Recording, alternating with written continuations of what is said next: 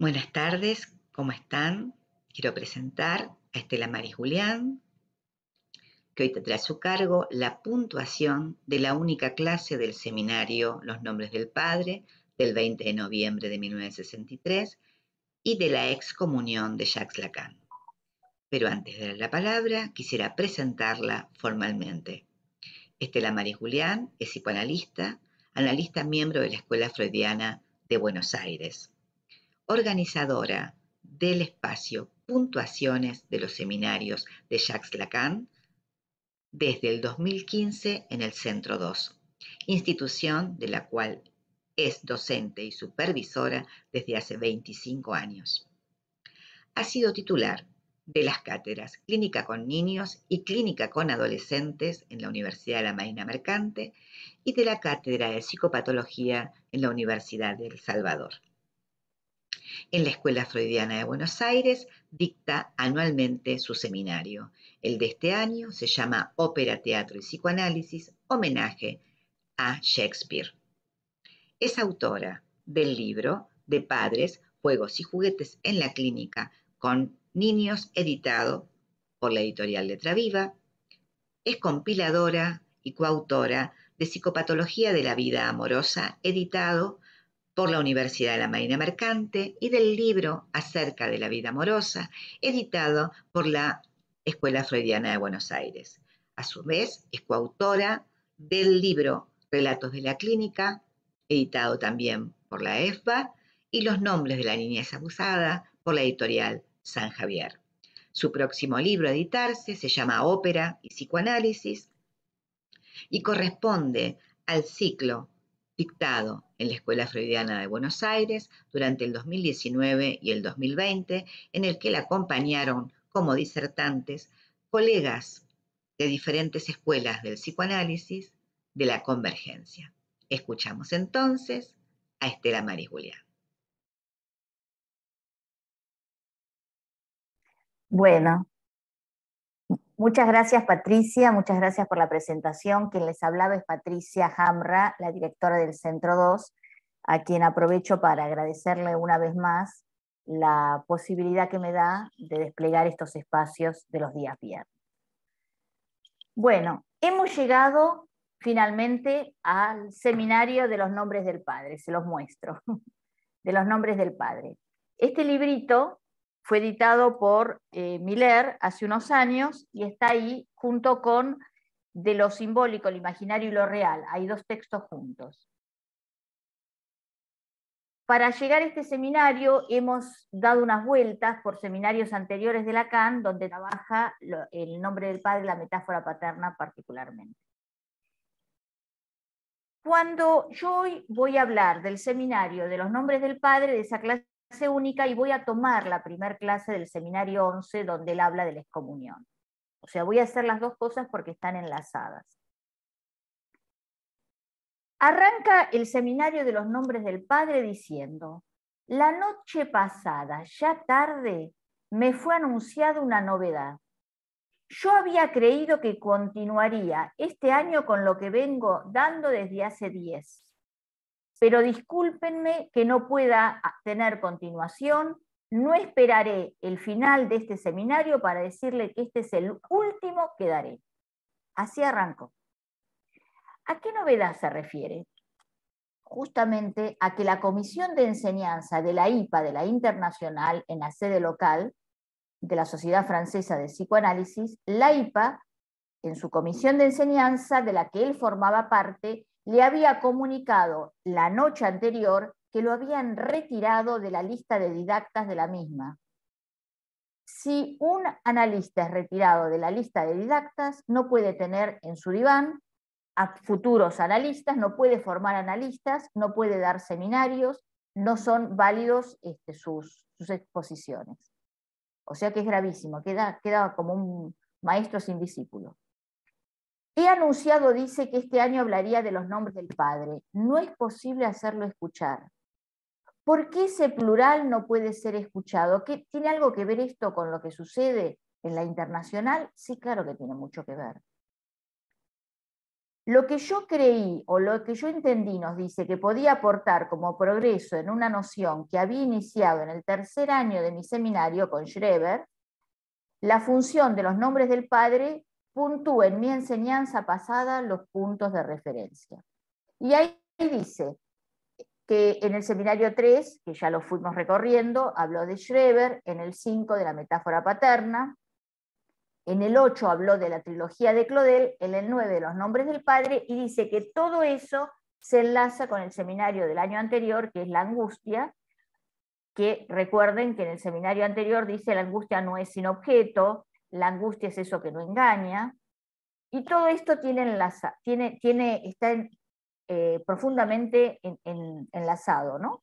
Y dice que su concepción es completamente reestructurante lo que él ofrece en sus concepciones del objeto y del sujeto. Este carácter radical y reestructurante es lo que lo va a llevar justamente a su expulsión. Si hoy la teoría y la praxis del psicoanálisis están detenidas, es por no haber osado ir más lejos que Freud respecto del mito del asesinato del padre. Y este es el punto que va a tratar en este seminario. Tratar de ir más allá de Freud con los nombres del padre, pero esto después lo va a suspender y lo va a retomar 10 años después cuando hable de RSI, del nudo Borromeo. No han osado ir más allá del mito del asesinato del padre primordial, el padre anterior a la prohibición del incesto, a la aparición de la ley, a la aparición de la cultura. El padre de la horda, cuya satisfacción dice no tiene freno, que es el padre de Tótem y Tabú. Lo que está hablando es de la suposición del goce puro de un padre, de este padre primordial, del que él hace la ley y el deseo, que como sabemos son sinónimos, pero dice que la tradición judeo-cristiana no arranca del goce del Padre, sino que arranca del deseo de Dios, que es el Dios de Moisés, ante el que se detuvo la pluma de Freud. Por ello, Lacan podrá ir más allá de Freud, no sin antes hacer un retorno a Freud, ¿sí? Un retorno al Padre para poder ir más allá de él. Esto lo lleva a trabajar y estudiar el Antiguo Testamento, y yo también me encontré leyendo y estudiando el Antiguo Testamento. Aprendí un montonazo. En el Éxodo, en el capítulo 3 del Éxodo, se relata el episodio de la zarza ardiente, en la que Elohim, que es el Dios, vamos a ver que es el Dios superyoico, el Dios del sacrificio, el Dios del goce, Elohim le dice a Moisés: cuando vayas hacia ellos les dirás que me llamo Elie, no sé si lo pronuncio bien, Elie, soy el que soy. Me ha dicho un colega que la traducción está mal, que no es soy el que soy, sino seré el que seré. Pero no fue con este nombre como me anuncié a vuestros ancestros. O sea que antes se había nominado de otra manera, y sí, ya que el Dios que se anunció a Abraham, a Isaac, a Jacob, lo hizo como El Shaddai, con otro nombre, El Shaddai. El Shaddai, que es el nombre del Dios de la promesa, ¿sí? Diferente, del Dios de la promesa, diferente al Dios del goce que nombraba recién. Es el Dios que remite a la ligadura, a que da, al sacrificio de Abraham, del que Kierkegaard en Tótem y Tabú nos habla.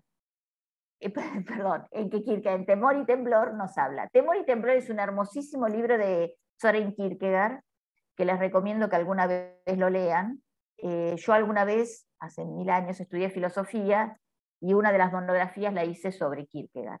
Y Temor y Temblor es uno de los libros que investigué en su momento. Y ahora me encuentro otra vez leyéndolo. A ver, vamos, Lacan en este seminario, en este momento del seminario, allá. A ver. ¿Ven la pantalla? ¿Se ve la pantalla? ¿Debí? Sí, sí.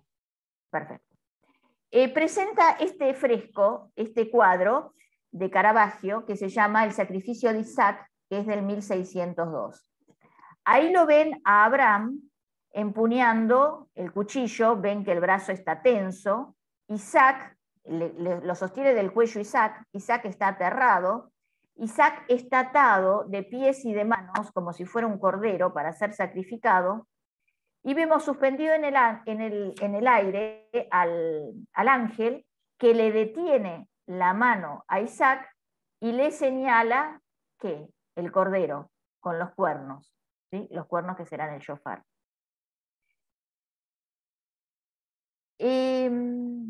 Isaac no era el único hijo de Abraham. Isaac había tenido un hijo con una esclava, y ese hijo al momento del sacrificio tenía 14 años. Al momento, perdón, del nacimiento de Isaac tenía 14 años. Pero el hijo de la promesa es Isaac, porque lo tuvo con Sara, su mujer, que era infecunda hasta los 90 años, y a los 90 años queda embarazada y tienen a Isaac, que es el hijo del milagro de la promesa.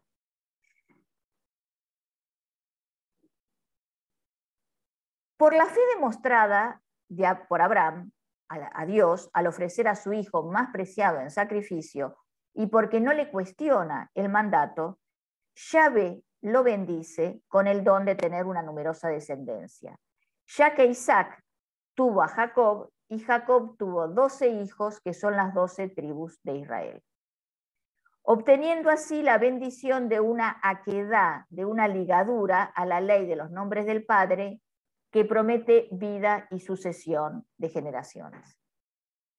Veamos ahora el otro óleo, también de Caravaggio, el sacrificio de Isaac, pero anterior, del 1596. Otra vez vemos en el cuadro al carnero con los cuernos, que van a ser el shofar. ¿Qué significa el carnero? El carnero es el carnero primordial, el antepasado de la raza de Sem. Sem es el hijo de Noé. Une así este carnero a Abraham con los orígenes, con el padre de la horda, con el padre anterior a la prohibición del incesto. Es así como el sacrificio del padre animal, carnero o morrueco, que es otro de los nombres de Dios que Lacan toma, es Lacan el que lo nombra así, como uno de los nombres de Dios. Es así como el padre animal, el carnero, sustituye al sacrificio del hijo, sellando la alianza entre Abraham y Elohim. Con esto Lacan, ¿qué nos está marcando? La diferencia entre el goce de Dios y el deseo de Dios.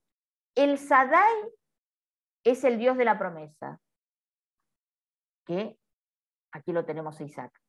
Y Elohim es el Dios del goce, que pide el sacrificio. Del Sadai nace la circuncisión, ese cachito de carne dado como marca del pueblo, de pertenecer al pueblo judío, y es el signo de la alianza del pueblo con el deseo de Dios. Dejo de compartir, esperen un segundo, ahí está. Un segundo, ahí está. ¿Te puedo Sí. frenar un segundo? Hay un tema con la sesión de Zoom un segundo. Supuestamente se me cerró la sesión, pero seguimos todos acá en la reunión, así que nada, te voy a apretar un botón. En caso de que se cierre, por favor todos vuelvan a ingresar al link, pero creería que no va a pasar nada. Ahí está, listo, no pasó nada, podemos seguir, listo. No ¿Se pasa nada. suspendió en un momento? ¿Quedé hablando sola? No, sé. en ningún momento se cortó, ¿eh? Bueno. Alguien inició Bueno. sesión con el Zoom en otro lugar y listo. Listo, perdón. Bueno. No, está bien, está bien. Bueno, es en este momento donde Lacan interrumpe su seminario y se disculpa diciéndole a los fieles oyentes, así lo llama a sus seguidores, que por años lo han seguido, no sin señalar que algunos de ellos se volvieron contra él. Y dice: desde hace mucho tiempo el nombre de Freud se ha vuelto inoperante, deslizando la praxis analítica hacia la vía de la impostura. Les leo en la página 109, donde están las indicaciones bibliográficas, hay un texto más que Jacques Salle-Miller pone de Lacan. Este lugar del Dios Padre es el que designé como el nombre del Padre y que me proponí ilustrar en lo que debía ser mi 13º seminario, cuando un pasaje al acto de mis colegas psicoanalistas me obligó a ponerle un fin después de su primera lección. Nunca retomaré este tema, ya que veo en esto el signo de que este secreto no podrá ser aún levantado para el psicoanálisis. 13º seminario, el número 13, parece que Lacan estudiaba numerología, y el número 13 es el número de la desgracia, digamos. Y no llegué a ir en otros escritos donde él trabaja ese texto sobre el número 13, pero podrían remitirse. O sea que él promete cerrar la boca. Vuelvo a decir, a partir de este momento, 2 meses después, va a ir a la École Nationale y es ahí donde va a empezar su seminario 11, los fundamentos del psicoanálisis. Va a comenzar su seminario 11 y entonces va a arrancar como si él necesitara trabajar muchos temas antes de volver sobre los nombres del padre. De hecho, son 10 años de trabajo. Los fundamentos del psicoanálisis, la lógica del fantasma en el 14, las fórmulas de la sexuación en el 20, bueno, y el 22, R6. A ver, algunas reflexiones sobre esto que estamos hablando. Lacan leyó la Torá para introducir los nombres del Padre. La Torá pertenece al Antiguo Testamento. Son crónicas de la historia desde la creación del mundo hasta la muerte de Moisés. Contiene relatos, leyes y preceptos que hacen a la vida judía. La tesis de Lacan en esta clase es que no es posible reducir los nombres del Padre a la metáfora paterna. En esta única clase, por eso necesita recurrir al sacrificio de Abraham para dar respuestas a las paradojas del nombre del Padre. No podemos hablar de metáfora paterna, sino de los nombres del Padre. Entonces tenemos varias versiones de Dios. Por ello podemos hablar de los nombres del Padre y la posible alianza con la ley. Elohim, Yahvé, Shaddai, no sé si se pronuncia bien así, Shaddai, Hashem, a los que Lacan le agrega, como les decía hace un rato, el morrueco, o sea, el carnero. O sea que en esta clase Lacan va a confrontar 2 mitos, el mito moderno de Tótem y Tabú y el mito bíblico del sacrificio de Abraham. En Tótem y Tabú se trata del parricidio. En el sacrificio de Abraham de su hijo, se trata de sacrificar al hijo. En ambos se ve el goce del otro y el deseo del otro. Por el abordaje que Lacan hace del sacrificio, tenemos una nueva lectura retroactiva del mito bíblico de la quedá, de la ligadura de Isaac, y del mito moderno de Tótem y Tabú. ¿Por qué? Porque en el mito de Abraham, Dios muestra una dualidad al exigirle el sacrificio, goce, de lo más preciado, el hijo de la promesa. Por un lado le da el hijo de la promesa y luego le pide que lo sacrifique. Ese sacrificio pretende con un solo movimiento realizar 2 operaciones. Captar la falta del otro, o sea, el deseo, y al mismo tiempo encubrirla. Algo tenía que morir de Dios como Padre primordial, como Padre gozador, para que surja la ligadura, la alianza del Dios con el deseo, del Dios del deseo con Abraham. Pero queda un resto que no es posible aniquilar. Queda el cuerno de ese carnero, que es el shofar, que no es, ¿y qué es el shofar? Es la voz de Dios, la voz tronante de Dios, ese real que queda como resto luego del asesinato.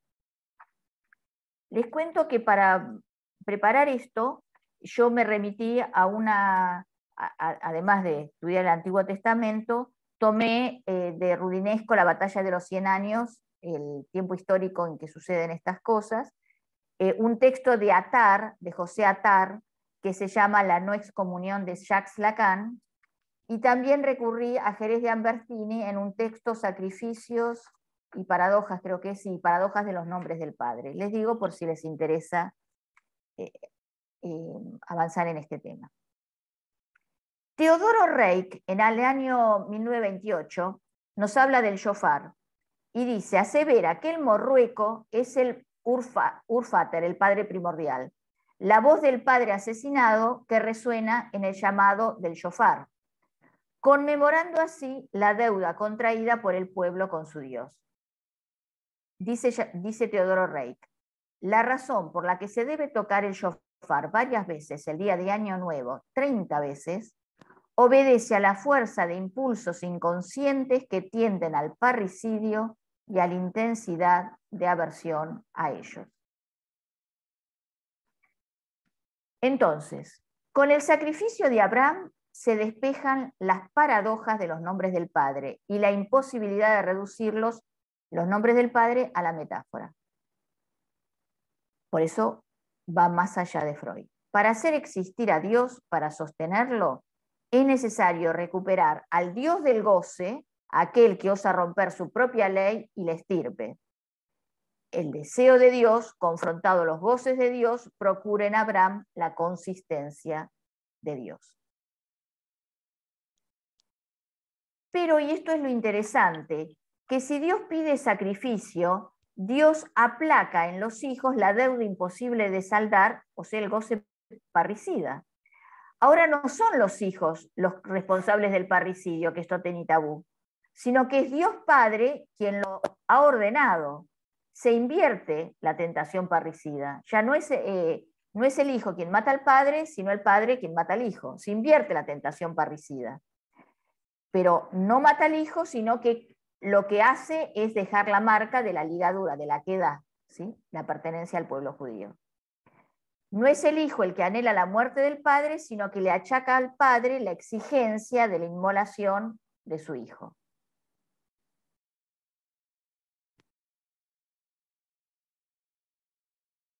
Estaba pensando que en RCI, cuando Lacan presenta el nudo Borromeo, en un momento dice que el cuarto es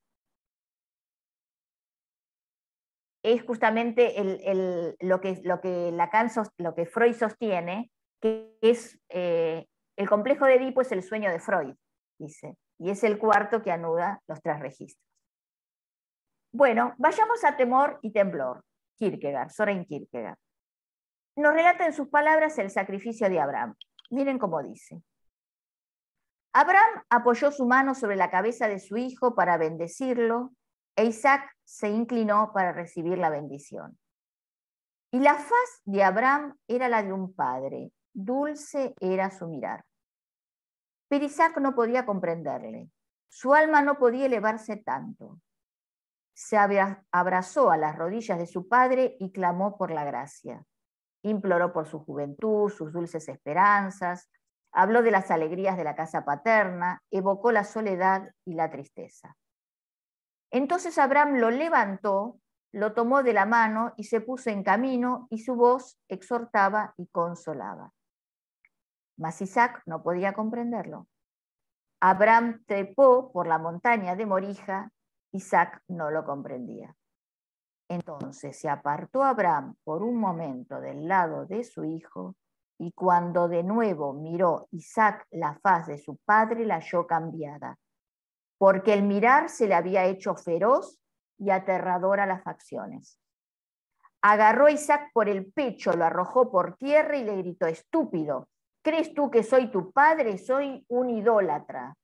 ¿Crees tú que obedezco el mandato divino? Hago lo que me viene en gana. Entonces Isaac se estremeció y exclamó en su angustia: Dios del cielo, ten piedad de mí, Dios de Abraham, ten piedad de mí, sé mi padre, ya no tengo otro en esta tierra. Pero Abraham se dijo muy quedo: Dios del cielo, te doy las gracias, vale más que me cree un monstruo antes de perder la fe en ti. Un padre con mirada dulce, portador de palabras que exhortan, padre de la bendición, baraka o baraká, no sé cómo se dice, padre que aunque presente no logre evitar el desamparo y la angustia en su hijo. Padre Dios que aunque otorne al sujeto un lugar en su deseo, no le ofrece plena garantía de su existencia. Abraham le da consistencia a Dios, un padre de puro capricho y de la ley insensata del goce, un padre que se presenta vociferando y exigiendo el goce. Sacrificarás al hijo de la promesa, porque ese es mi goce, mi extravío, Elohim, ¿sí? Para Abraham y para Isaac es preferible temer a Dios que amarlo. Por eso el texto se llama temor y temblor. El temor y el sacrificio apaciguan la angustia y hacen existir a Dios en su consistencia. La consistencia del nudo es la que va a trabajar cuando trabaje en RSI, ¿sí? Fíjense cómo esto que está diciendo ahora lo va a retomar 10 años después y bueno, le va a dar otra vuelta. En el camino trabajó el toro, trabajó el cross cup, trabajó la botella de Klein, muestra muchas cosas. Esa pérdida de goce en Dios es la caída del origen biológico del morrueco, del carnero padre. Y su voz es la caída del padre primordial, la caída de la voz como objeto A, para que prime el deseo y la palabra del padre. Recordemos que en el seminario 10, Lacan dice que el shofar es la voz de Dios, que en otros pasajes del texto bíblico se llama mugido o rugido de Dios. Presencia del ancestro animal con la inaudible voz del super-yo. Es eso que hay que perder para que el sacrificio tome la ruta del don por el lado del pacto y la promesa, ligada al deseo del otro. Pero siempre ha de quedar un resto y como suplicio sacrificial involucre el ofrecimiento del cuerpo y la sangre. Estaba pensando en el catolicismo, tomen el cuerpo y la sangre de Cristo, ¿no? Cuando se recibe la hostia y el vino, la sangre del cuerpo de Cristo. De allí que el sacrificio está indisolublemente ligado a las paradojas del nombre del Padre. En RSI, en el seminario 22, va a decir, del Padre del goce se puede prescindir a condición de servirse del Padre del deseo. ¿Sí? Del Padre del goce se puede prescindir a condición de servirse del Padre del deseo. Para concluir, Lacan basa su hipótesis de los nombres del Padre en algunos de los nombres de Dios que menciona la Torá, que son distintos nombres de un solo y único Dios. Yo lo leo como que son formas de nombrar lo real imposible de ser nombrado, porque los dioses son de lo real. Entonces intentan bordear con estos diferentes nombres, facetas, o no sé cómo decirlos, de Dios, ¿no? Elohim significa Dios, Adonai, Señor, Shem, nombre, un modo de aludir a Dios sin nombrarlo, porque no se puede terminar de nombrar a Dios, no hay un nombre para Dios, ¿no? Shaddai alude al Dios que dice detente, es el nombre del Dios que figura en el relato de la creación del mundo. También leemos Shaddai cuando Dios insta al patriarca Abraham a que deje la casa de los padres para ser el padre de una nueva tribu, la de Israel, ¿no? Shaddai pasó a ser, con el tiempo, el nombre de Dios que detiene. Cada uno de estos nombres representan entonces distintas facetas del único Dios. En la lectura psicoanalítica es el mismo Padre que impulsa al goce y lo limita. Bien, ahora vayamos al contexto en que Lacan dicta este seminario que lo lleva a la excomunión. Y la verdad, casi que era esperable que esto ocurriera, porque ustedes van viendo en las lecturas que Lacan hace la ayancia, la distancia que toma frente a sus colegas del internacional. Era inevitable que esto en algún momento suceda. A ver, arranquemos con la breve historia del psicoanálisis. Les recuerdo, en 1902 se acuerdan que Freud crea la Sociedad de los Miércoles, en el 10 funda la Internacional, la IPA, pone a Jung, su discípulo predilecto, como director y como heredero, que debía permanecer en la presidencia eternamente, después se pelea con él, y funda la Internacional, la IPA, para fundar una organización con autoridad suficiente para delimitar el campo del psicoanálisis y declarar ajenos a los que no siguen los criterios establecidos. O sea, defender el psicoanálisis y defender el método creado por Freud. para eso funda esa institución. Pero en el 14 se creó un comité secreto, ya empezamos con los secretitos, ¿no? Un comité secreto con el fin de vigilar el desarrollo futuro del psicoanálisis y defender nuestra causa cuando ya no esté más. Una asociación para cuidar su obra. O sea que ya vemos el temor de que desaparezca el psicoanálisis. En el 20, Sachs es enviado como primer didacta desde Viena a Berlín, y en el 24, escuchen lo que dicen las actas. El candidato deberá primero someterse a un análisis de al menos 6 meses con un analista designado por el comité. O sea, uno no elige el analista, es el comité el que le impone un analista. Ese comité tiene el poder de decidir cuándo el análisis estaba lo suficientemente avanzado para que el candidato pudiera participar en las etapas ulteriores de la formación, y también determinar cuándo su análisis personal podía considerarse terminado. O sea, no es el paciente el que dice mi análisis terminó, yo creo que llegué a fin de análisis, sino el didacta que dice que terminó su análisis. Cuando termina su análisis, puede ser nombrado miembro de la sociedad y puede empezar a atender pacientes siempre y cuando supervise. El candidato deberá prometer por escrito que no se hará llamar psicoanalista, me parece horrible, ¿no? Que no se hará llamar psicoanalista antes de su admisión formal en la sociedad. Pueden escuchar ustedes que lejos estamos de las enseñanzas de Lacan, que dice que el analista solo se autoriza de sí mismo, no sin los otros. ¿Qué pasó? Tenemos a Caravaggio. ¿Se cortó la transmisión? No. Debbie se cortó. Ah, porque veo a Caravaggio, el fresco. Habrá salido vos de la pestaña de Zoom, pero... Sí. ¿Yo de la pestaña de Zoom? Ah, bueno. Está. Bueno, será. Bueno, ¿por qué esto que les acabo de leer del desvío y la cristalización en ese momento? ¿Por qué esta rigidez?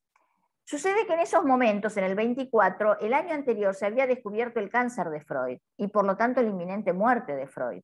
Entonces hacen un acuerdo entre hermanos psicoanalistas para que a partir de entonces nunca más surja en sus filas un maestro. O sea, otra vez el padre, no haya un padre, ¿sí? Así, tras la muerte de Freud, la IPA toma cada vez más el aspecto de una organización de masas que tolera las divergencias locales. Enloqueció mi pantalla. Que tolera las divergencias locales a condición de respetar las normas comunes, la adhesión a un modo único de formación técnica. Ellos hablan de tecnicismo, lo que les importa es la técnica, no la teoría. El carácter religioso y burocrático va a ser el sello. Para la IPA, así como para la Sociedad Psicoanalítica de París, la Sociedad Psicoanalítica de París es la filial local de la internacional, el único instrumento reconocido de formación es el análisis didáctico, que está a cargo de los miembros titulares, quienes alentarán a sus pacientes a seguir cursos y seminarios que la comisión indique. O sea, aquí no se tiene en cuenta el deseo del paciente, sino que es la comisión la que te dice cuál es el didacta que te va a analizar y el didacta te sugiere los seminarios a los que tenés que ir. ¿Dónde queda la transferencia y dónde queda el deseo del postulante, ¿no? Y además dice que el futuro analista debe comprometerse a no ejercer antes de ser autorizado y nombrado miembro de la sociedad. O sea, cuando el didáctico lo autorice, podrá tomar el primer paciente bajo control y luego un segundo paciente cuando le den al didacta que puede tomar un segundo paciente. Además, para la IPA, las sesiones deben durar 50 minutos. Estaba pensando en OSDE, que creo que determinan que las sesiones tienen que durar, creo que 50 minutos también. A razón de 3 a 5 sesiones por semana, y si son curas didácticas deben durar al menos 4 años. O sea, hasta el tiempo de duración del análisis te imponían. Y dice este hombre Attard, en su texto, ¿cómo se llama el texto Attard? La no excomunión de Jacques Lacan, dice: a la hora señalada, el terapeuta se levanta del sillón como un títere de su caja e interrumpe al paciente en medio de una frase o de un silencio. Este acto no tiene la menor significación interpretativa. O sea, tocó el timbre, me levanto y salimos al recreo. Lacan, en cambio, aspira menos a fabricar notables que a dar sangre nueva, a hacer dialéctica la relación transferencial, interrumpiendo la sesión en algunas palabras significantes como manera de provocar una nueva eclosión del deseo, ¿no? En ese momento, la sociedad parisina convivían dos grandes tendencias, Nag y Lagache. Nag era partidario de la enseñanza freudiana siguiendo los ideales de la medicina. Si quieren, ubíquense en Buenos Aires, en los años creo que fueron 80, donde estaba la lucha de los psicólogos por poder ingresar en los hospitales a atender y los médicos que les negaban el ingreso. Acá sucedía algo parecido. Nag, partidario de la enseñanza freudiana siguiendo los ideales de la medicina, solo pueden ejercer los médicos, preconizando la creación de un instituto con un curso de formación rígido y una política autoritaria. Y por otro lado tenemos a Lagache, que proponía una integración del psicoanálisis en el que el saber psicológico ocupe el mismo lugar que el ideal médico, lo cual es bastante complicado. Es en ese momento y en ese contexto que Lacan toma conciencia de la necesidad de una organización de la formación didáctica. Y les propone que ambas propuestas, la de Nag y la de Lagache, dependan de la primacía de una política del psicoanálisis. Ellos hablan de técnica y Lacan propone una política del psicoanálisis. Una política articulada a una teoría de la formación. ¿Y cuál es la teoría del internacional? Parece que el tecnicismo. Lacan acentúa la teoría y no la técnica. En todo caso, la técnica tendrá que estar al servicio de la teoría. O sea, que ya ahí se crea enemigos, ¿sí? Y se va a seguir juntando enemigos. En el 53 se abre el instituto. Lacan es acusado, ahí arrancamos, a no respetar el tiempo de las sesiones y a instigar a sus alumnos a rebelarlos contra Nag. Ese mismo año, en el 53, Lagache, Dolto, Lacan, Facé-Boutonnier y otros crean la Sociedad Francesa de Psicoanálisis. Crean un otro instituto saliendo del instituto madre. ¿Cómo se atreven los hijos a abrir un instituto? ¿Sí? Sin darse cuenta que al abrirse se estaban yendo de la internacional, por lo que estaban obligados a pedir la integración. Para poder ejercer el psicoanálisis tenían que estar dentro del paraguas de la internacional. Al ellos abrir una sociedad diferente, tienen que pedir la integración, el reconocimiento del internacional. Debido a los errores, dice Rudinesco, debido a los errores de los dimisionarios, a partir de ese momento el destino del psicoanálisis francés lamentablemente quedó en manos del aparato de la internacional.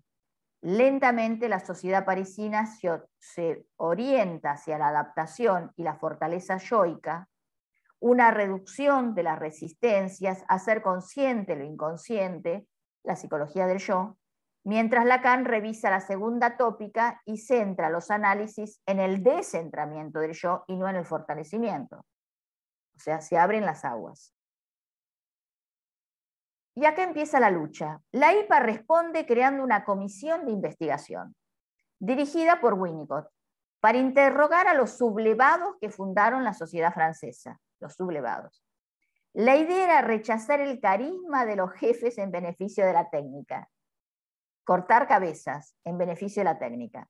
Tras un año de investigación, la comisión rechaza el principio de afiliarse a la IPA, les niegan la integración.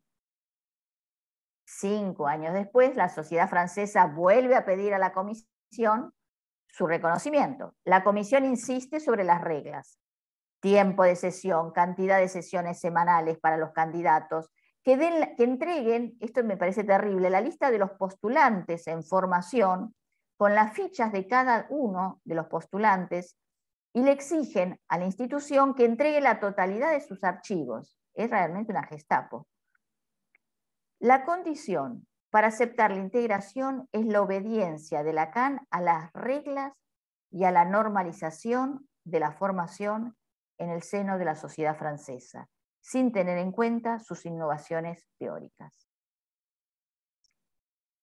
Para Rudinesco, como es el único teórico, y es cierto, de gran envergadura en esa generación, el único que podía pensar y tener ideas frescas, sus colegas didácticos quedaban perjudicados por todos lados. De hecho, no tenían doctrina, no tenían alumnos que lo siguieran, y el consultorio de Lacan se poblaba cada vez más de pacientes. Y ellos responden con el ataque. Entonces, la IPA responde creando una comisión de investigación, conducida por Turquet, que parece que es un informe que no los conocemos hasta hoy porque nunca lo dieron a conocer, nunca lo hicieron público, que es el informe Turquet, con las recomendaciones de Edimburgo del año 61, 1961. Parece que este hombre, Turquet, iba citando a los pacientes de Lacan uno por uno, preguntándoles cuánto duraban las sesiones. Lo que les preocupaba era cuánto duraban las sesiones, no la teoría. Entre los entrevistados figura Facé-Boutonnier, los que siguen a Lacan, Genobry, ¿se acuerdan la de 2 notas sobre el niño? Ginette Rimbaud, Piero Lanier, Mustafa Safwan. El ejecutivo de la IPA toma conocimiento de este informe y vuelve a rechazar la afiliación, por lo que la sociedad francesa se ve obligada a retirar su candidatura de la sociedad para aceptar el modesto rango de ser llamado grupo de estudio bajo el patrocinio de un comité ad hoc. Bueno, aquí se van a cansar, ya no van a pedir más la afiliación. El informe señala 19 recomendaciones. No tenemos todos, tenemos algunos comentarios de los que pudieron acceder al informe. ¿En qué versaban? ¿De qué se trataban las recomendaciones? En normalizar al grupo francés con rígidas reglas técnicas y éticas. Por ejemplo, 4 sesiones semanales de 45 minutos, salvo que el candidato sea del interior. Escuchen esto. Si es del interior, puede repetir las sesiones en menos de 4 días. O sea, hasta le decían cuándo tenía que ir a análisis, ¿no? Puede repetir las sesiones en menos de 4 días, incluyendo 2 noches. Insólito. ¿Por qué incluir al menos 2 noches? Se pregunta Attar en el libro La excomunión. No me atrevo a pensar que fue para darles la posibilidad de soñar. Claro que no. Y contar luego sus sueños al didacta. No. Es insoslayable el carácter religioso de estos preceptos. El estudiante no podrá tener pacientes antes de ser autorizado. También dicen que no existe el psicoanálisis de niños en Francia. Y respecto de las reglas técnicas, el Ejecutivo prohíbe a los estudiantes a concurrir a los seminarios de su analista. Lo que antes aceptaban, ahora lo prohíben. Salvo que la comisión los autorice. O sea, ir a los seminarios de Lacan. Prohíben. Prohibir, normalizar, tecnicismo entorpecen la escucha analítica. Sí, obviamente.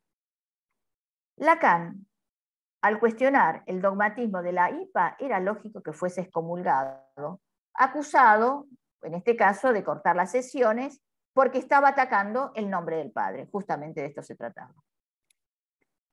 En la tercera recomendación, les cuento una cosita más, se pide explícitamente que Dolto y Lacan se vayan distanciando del programa de formación, que no se le encomienden nuevos casos y que los análisis que lleven a cabo se realicen siguiendo las normas establecidas.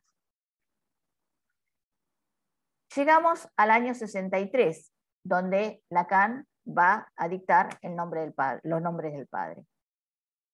El Ejecutivo excluye a Lacan, a Dolto y a Berger de la lista de didácticos.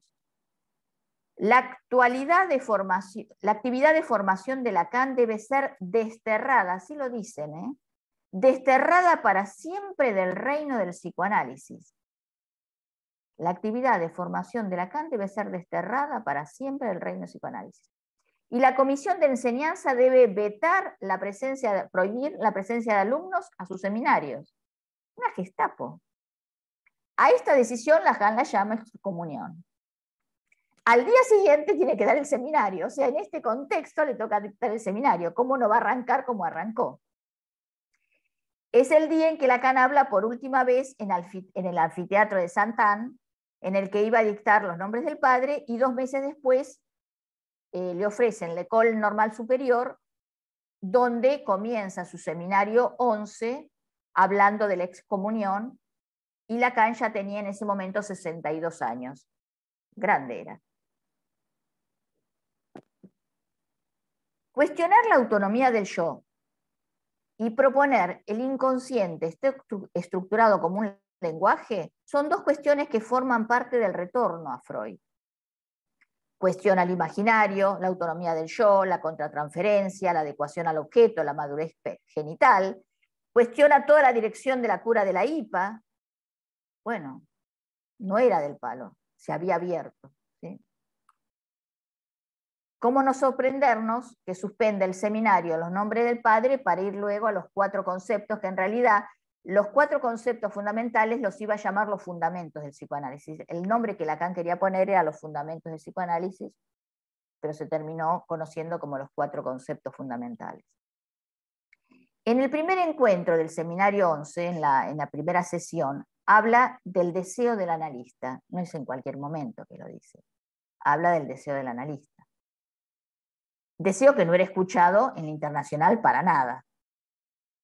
Y afirma que el deseo del analista no se trata de ser analista, sino de un lugar vacío, un deseo advertido.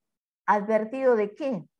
De la inconsistencia, de la inexistencia del sujeto supuesto saber, o sea, de la inexistencia del otro, cuando el internacional sostiene la existencia del otro, la consistencia, y aquí es la inexistencia. Decir que el otro no existe significa que el otro solo tiene un estatuto de ser puro agujero. No existe porque lo que existe es lo real. El agujero es la clave que va a permitir un buen anudamiento, y eso lo veremos en RSI. En el seminario 9 habló del toro, en el 22 señala la relación entre los nombres del padre y el agujero. Al año siguiente, en el 64, Lacan funda la Escuela Freudiana de París. Solo y tan solo como siempre estuve, fundo l'École Freudiana de París. Así lo dice. Ahí nace el movimiento lacaniano, presentando un modelo institucional inspirado en la primera sociedad vienesa. Ahora, la afiliación al internacional carece de interés, ya que la identidad lacaniana se basa en el retorno a Freud. El cargo de dirección, esto también es innovador, no será una jefatura, por lo que el que asuma la presidencia estará en condiciones de ser criticado. Imposible de pensarlo en internacional. Entre los miembros se destacan Safwan, Diderot, Laplanche, Pontalis y la Troika, Leclerc, Perrier, Granov, que lo escuchan en los diferentes seminarios de Lacan, que les da la palabra a ellos. Para terminar, hablemos de la excomunión. Lacan abre el seminario Los fundamentos del psicoanálisis, o sea, la sesión 1 del seminario 11, preguntándose: dadas las circunstancias, ¿qué me autoriza? ¿Sí? Y allí lanza la palabra excomunión mayor que ha sufrido, porque no hay posibilidad de retorno, aclarando que esta clase de excomunión solo existe en comunidades religiosas como la que sufrió Spinoza. Denuncia que sus alumnos y pacientes fueron entrevistados con el fin de obtener confesiones, suscitar denuncias, espiar, pedir testimonios, actos de constricción, como las persecuciones históricas a los marranos. Para ellos, la hipa no se trataba de comprender alguna cosa, nos dice. Lo que querían era saber cuánto duraba cada sesión. Eso es lo que les preocupaba. Eso era un artículo de fe.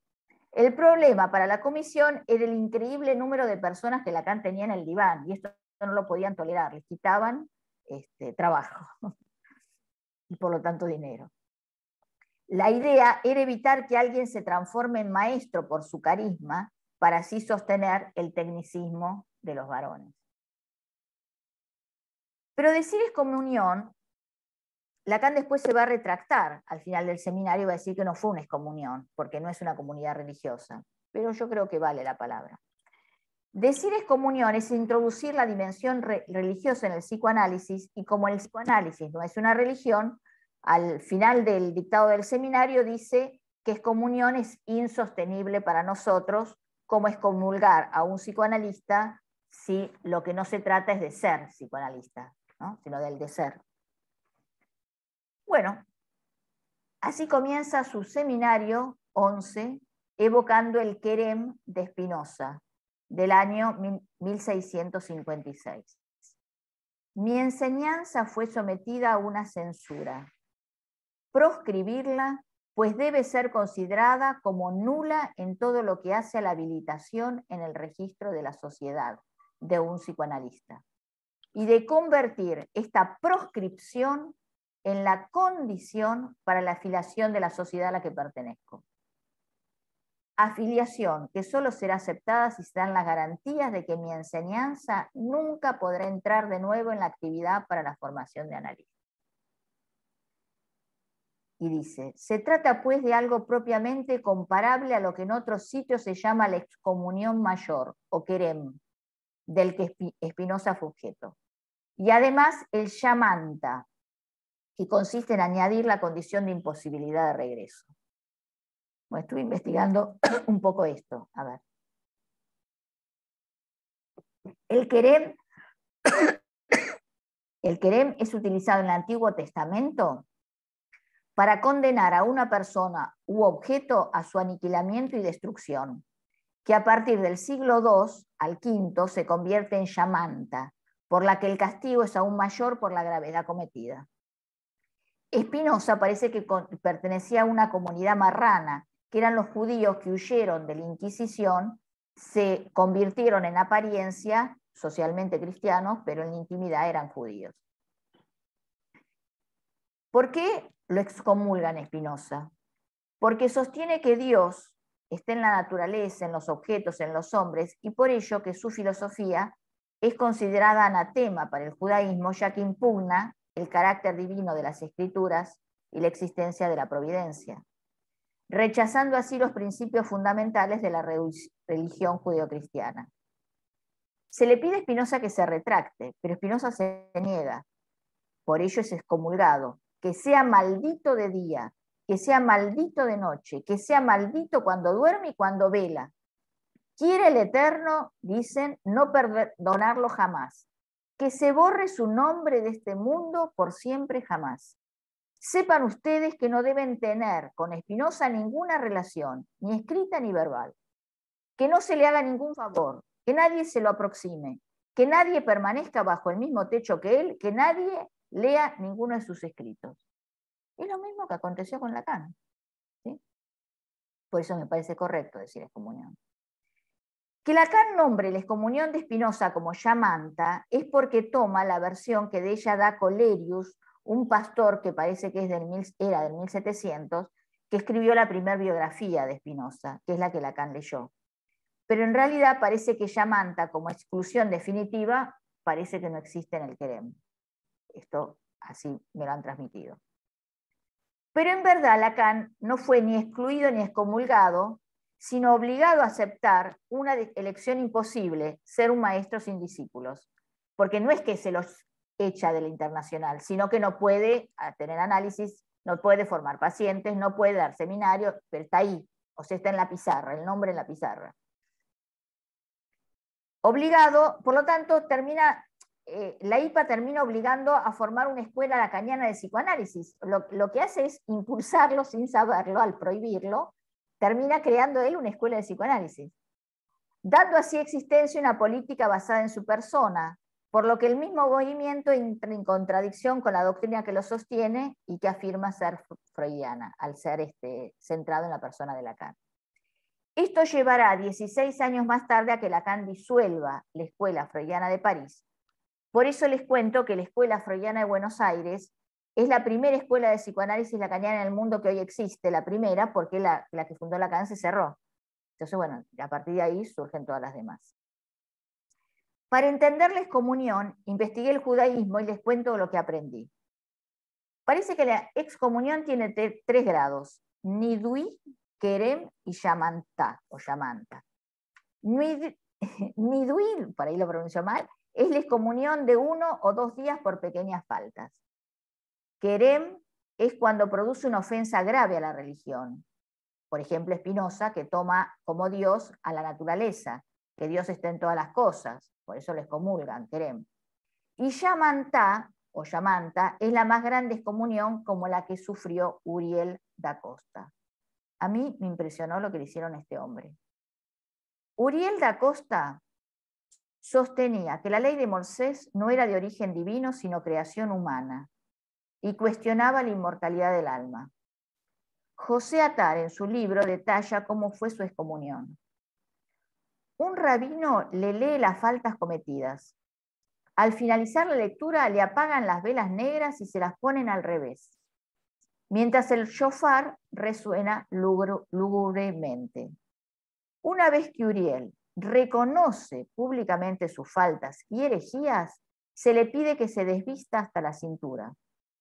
Lo atan fuertemente las manos a un poste y le dan 39 latigazos. ¿Por qué 39? Porque está escrito que no deben ser más de 40. Después se le pide que se vuelva a vestir. Se lee el edicto de su reintegración al seno de la comunidad y se lo obliga a extenderse ante el paso de la puerta de la sinagoga. Mientras le sostienen la cabeza, toda la comunidad lo atraviesa como un obstáculo para salir.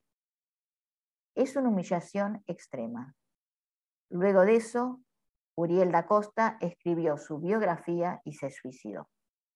Bueno, me pareció terrible. Bueno, hasta acá llegamos. Vamos a dar espacio a los comentarios, las preguntas que ustedes me quieran hacer o que quieran decir. Voy a abrir el chat. Esta vez me toca hacer todo a mí.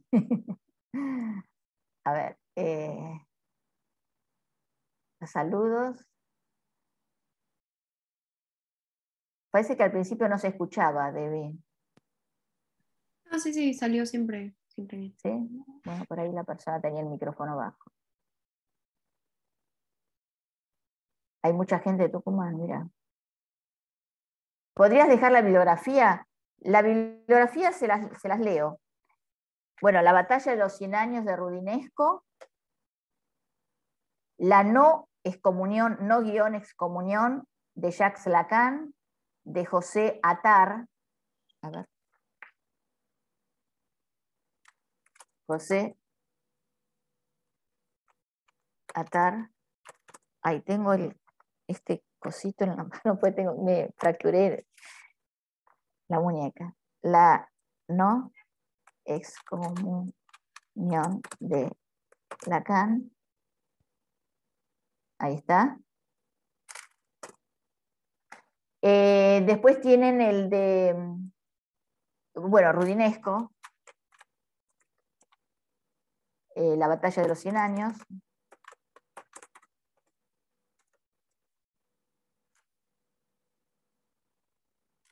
Jerez de Ambertini, el sacrificio, ¿cómo era el sacrificio? A ver, ¿cómo era? El sacrificio y paradojas de los nombres del Padre.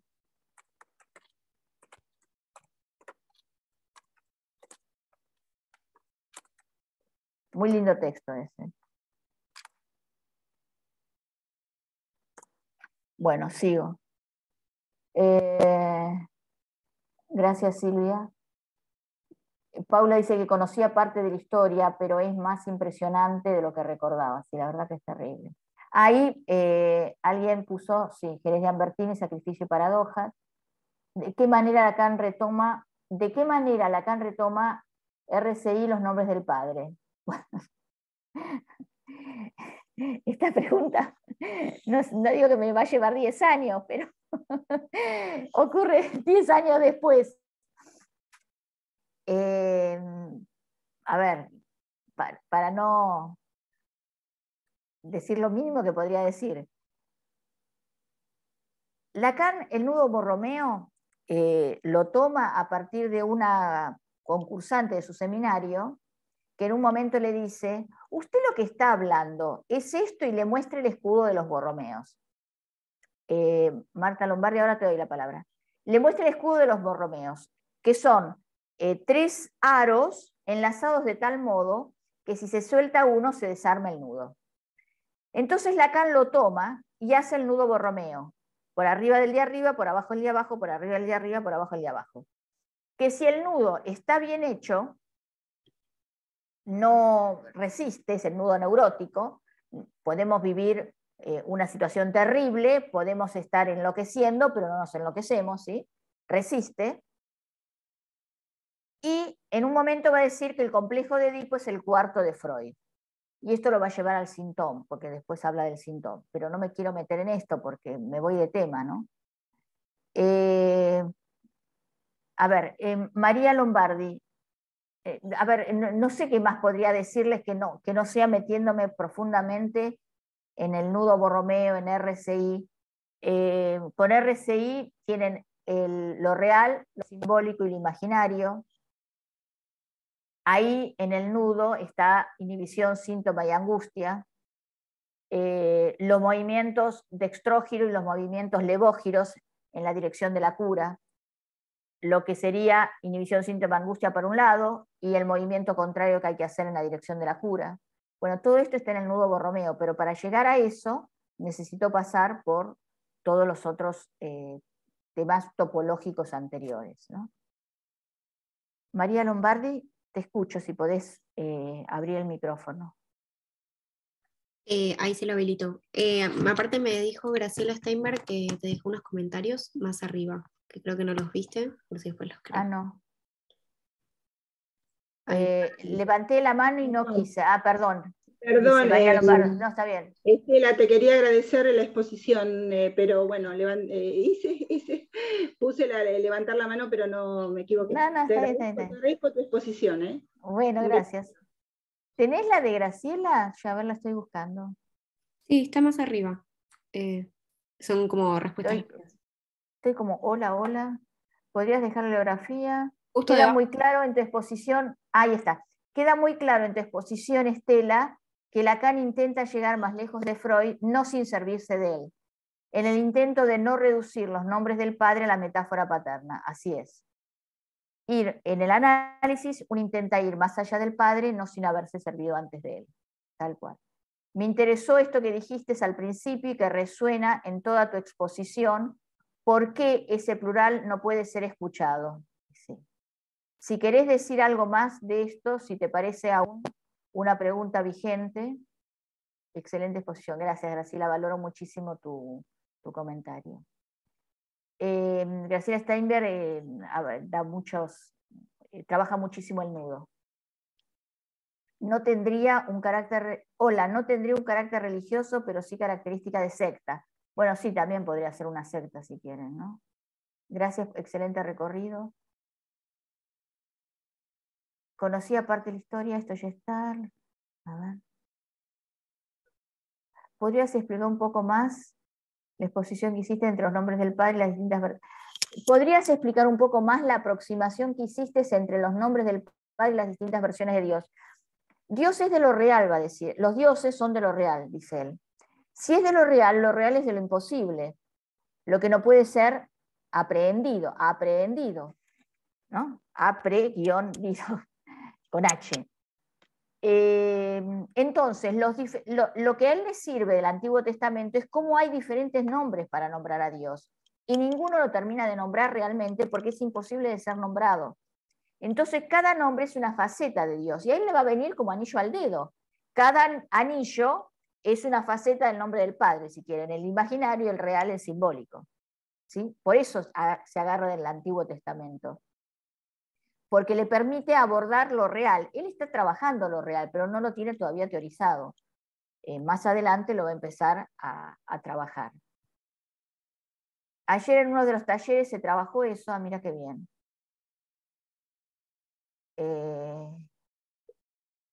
Perandones, Estela Perandones, ayer lo trabajó, no sé quién es Perandones. El nombre del Padre es lo real.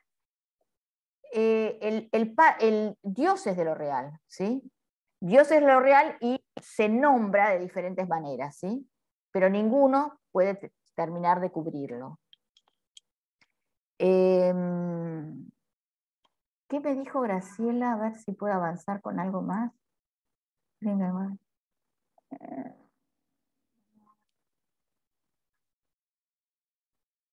Ese plural que no puede ser escuchado. Sí, claro. Sí. Ahora, lo que me parece interesante de trabajar esto de los nombres del Padre y de la excomunión de Lacan es cómo los colegas se desesperaron con la presencia de este maestro que, inteligente, que tenía una teoría, que estaba pensando la clínica psicoanalítica, que quería, me desvivo diciendo siempre lo mismo, dice Lacan, ¿no? Que quiere dar